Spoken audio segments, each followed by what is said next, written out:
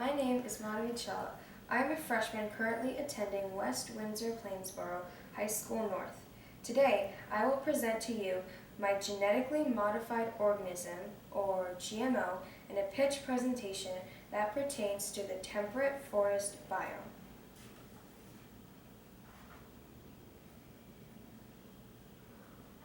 Elk, which are very widely known for being an endangered species of the temperate forest biome, are native to the North American temperate forests.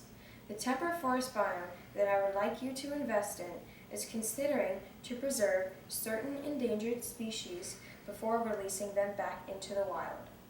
This sort of project would be beneficial to temperate forest ecosystems. This would be done in the hopes of repopulating the species. Therefore, the elk should have a slight advantage over the other organisms in the biome in order to survive and repopulate. I decided to give the elk camouflage. This would be in the form of skin that blends into its surroundings. This would provide an advantage because it would make it more difficult for predators to find the elk and feed on them.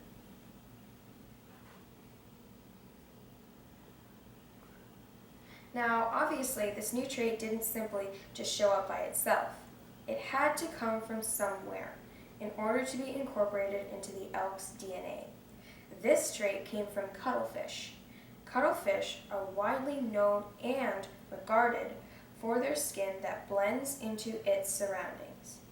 This camouflage trait has been narrowed down to the influence of a single protein called opsin.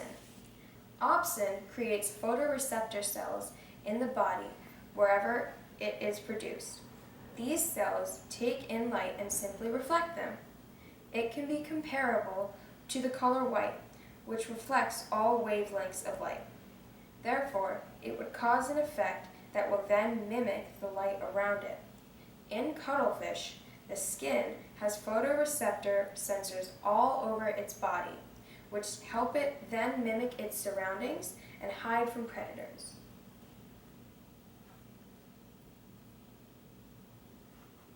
So, what would adding this gene exactly entail? It's simple. Adding the opsin protein forces a mutation of the DNA. Changes in the DNA will, in turn, cause changes in the elk's instructions for life. When DNA changes, this will make changes in transcription occur, and then therefore changes in RNA. This is because parts of a DNA strand are used as a template for RNA transcription. Next comes the forming of proteins, in which 3 ribonucleotides called codons are read at a time. Different codons will make different amino acids. This happens when the RNA is being translated in the cytoplasm. In this case, with my genetically modified organism, the protein created in RNA translation will be opsin. Quite obviously, changing the elk's genes and DNA by genetic modification will change the potential genes of the next generation offspring. In this case, with the elk, because we are changing its genetic makeup, it is very likely that the elk will not even carry the allele for normal skin. Thus, the elk will most likely be homozygous for camouflage skin. This means that through meiosis, it will then only be possible for the offspring to produce skin cells containing opsin. Also, the outcome of meiosis is genetic variability.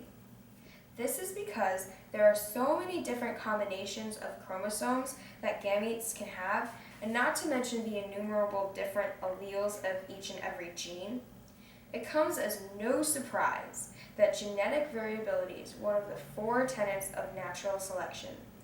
Therefore, it is highly likely that camouflage skin will be selected for, not against, in natural selection. This would be regardless of whether the trait is considered dominant or recessive.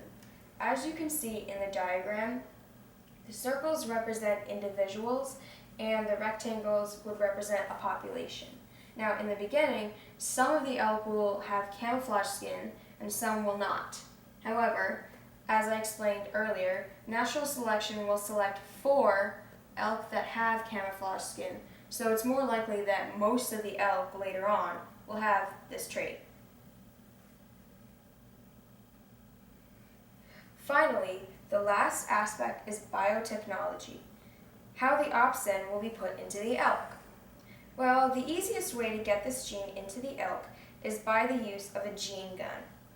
This method is the most effective, not only because other methods like heat shocking cannot even be implemented because elk are not bacteria, but there's also the fact that when you're genetically modifying an organism, you have to get the gene into every single cell in the body, and that can be very tough.